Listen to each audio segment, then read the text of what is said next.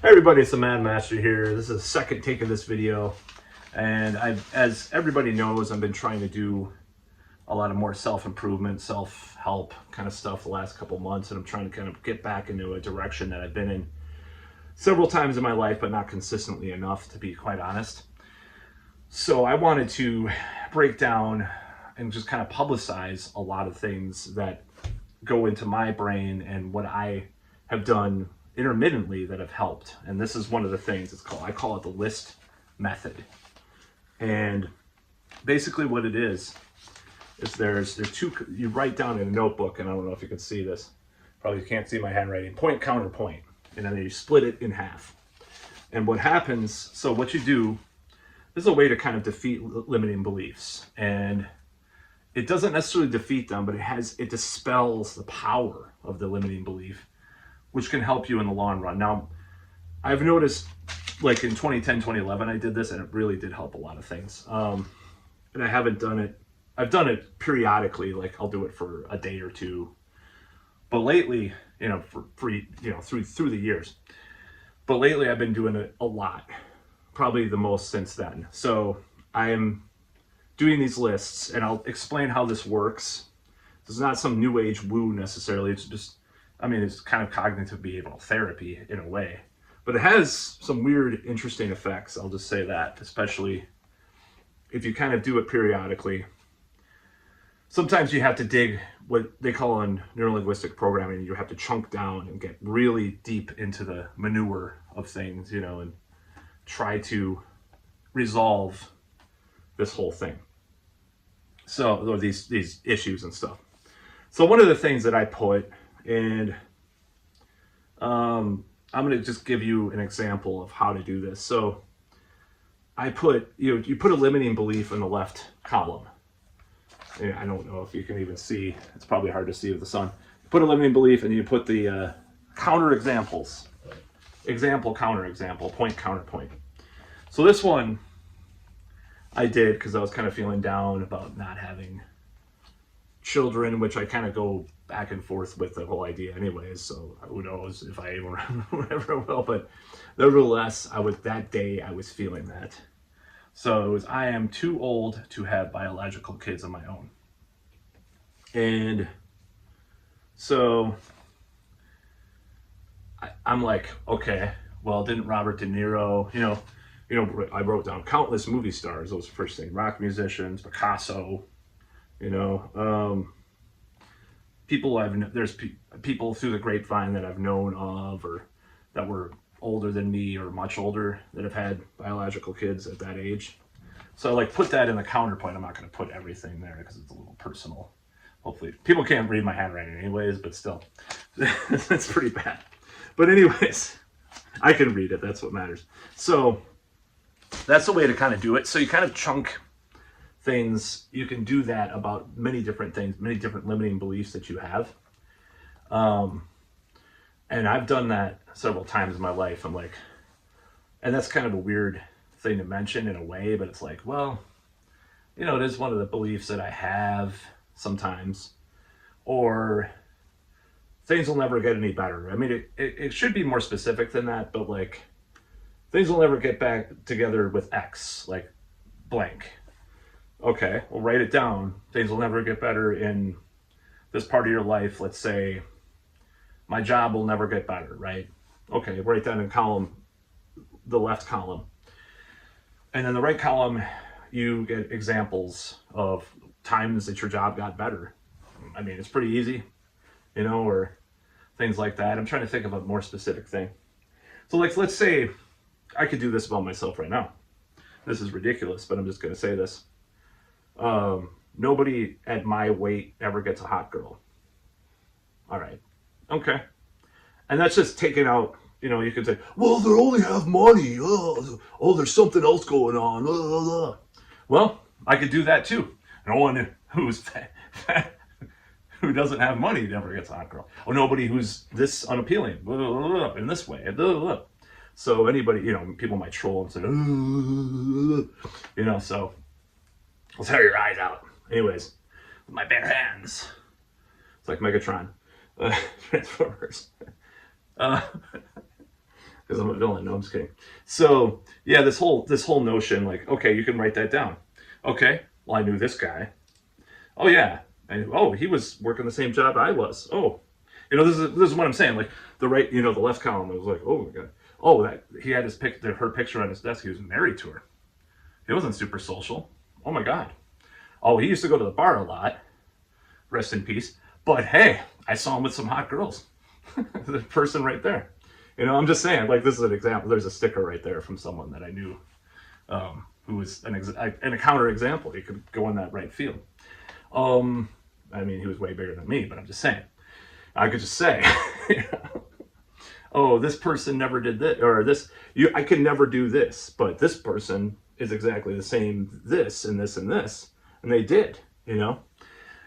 So yeah, that's the way to do it. I mean, you can do it a lot of different stuff, and it's kind of a simple, stupid. It's almost stupid because it's like this way of thinking of things. Like it's really. Well, I shouldn't say stupid. It's simplistic. It's very simple. Like people think that these things have to be complicated, and that's why they sell these $5,000 courses, or cults like the Twin Flames thing, or things like that.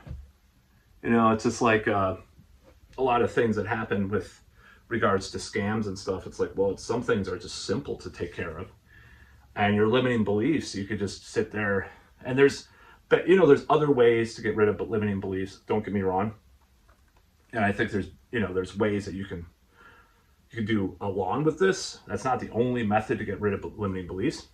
But I think it's a good way. I think it is, because it's like, it gives your mind practice in thinking that you're not so bad, Oh, well, and it doesn't mean that you can't improve. Like, say, for example, me, like I'm trying to lose weight.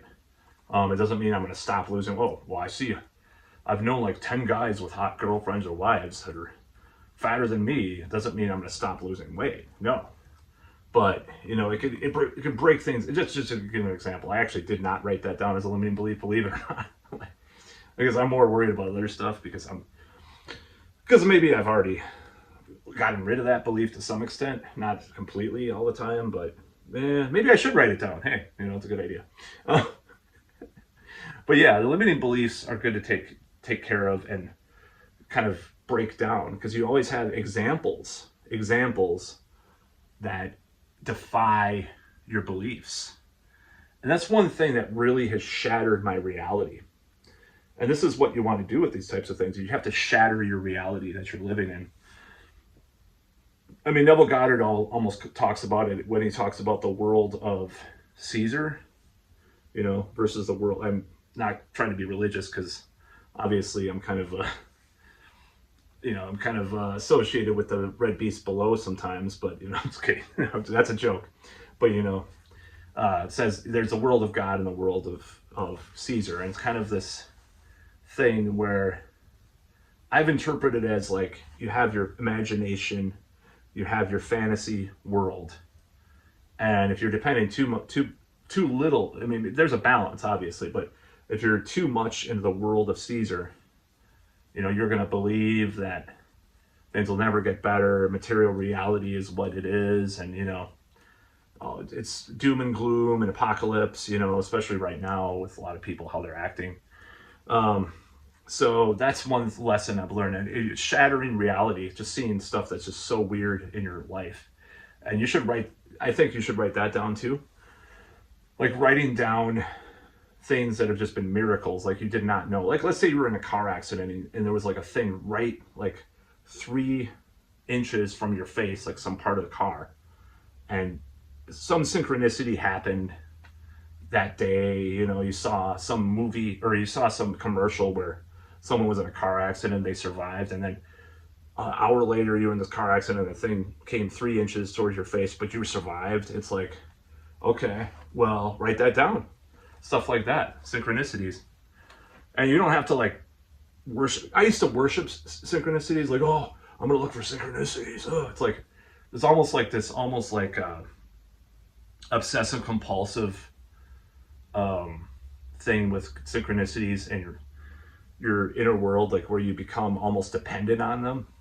And it's like, well, that's not gonna, and it made me, I would say it's an unspiritual thing to do. It's kind of like, the pendulum swings too far in that direction where you're just looking for them and wanting them, expecting them in this negative, almost like sick way. And this was me back in, when I had this experience back in my late teens, early 20s with this girl, because I was obsessed with her. And I was looking for little synchronicities that would happen, and I saw license plates with, different words on them, and for real, like I did. And I was just like, wait for these things to happen to me. I'm like, oh God, she's my wife. And it doesn't turn out that she was. It turned out she was not, but still, there was a lot of weird stuff that I got kind of obsessed with. So I don't think you should get obsessed with synchronicities either, of course. But if they happen, you can write them down and you'd be like, oh, that's proof of, that I'm not living this terrible, cold world of doom and gloom, especially positive synchronicities, not just like neutral, like, oh yeah, that's interesting, even more. I mean, you can write down both, but still, it's a sign that you can, do things. And I'm still kind of I would consider like what Robert Anton Wilson said. He's a model, he calls himself a model agnostic. And it means he's a skeptic about everything, including skepticism. So it's like, that is what I am. That's where I place myself, because otherwise, I think sometimes you have to ride the chaos, ride the uncertainty in life. And that's kind of my philosophy. So you can't be sure of anything. You can't trust anything. It doesn't mean like just, being a contrarian. It just means you have to ride that wave. And that's why a lot of things are dangerous, because cults and political ideologies are dangerous, because if you ride the wave, and then you betray everything you're about, like Joe Rogan or Styx Hexenhammer, or these guys that are just like, Trump, Elon, you're an idiot. So anyways, anybody, or Biden either too, Biden or Kamala or whoever, even Noam Chomsky, have a skepticism towards these people, or everybody. Even James Corbett says, have skepticism about me. He said that this recent podcast I listened to.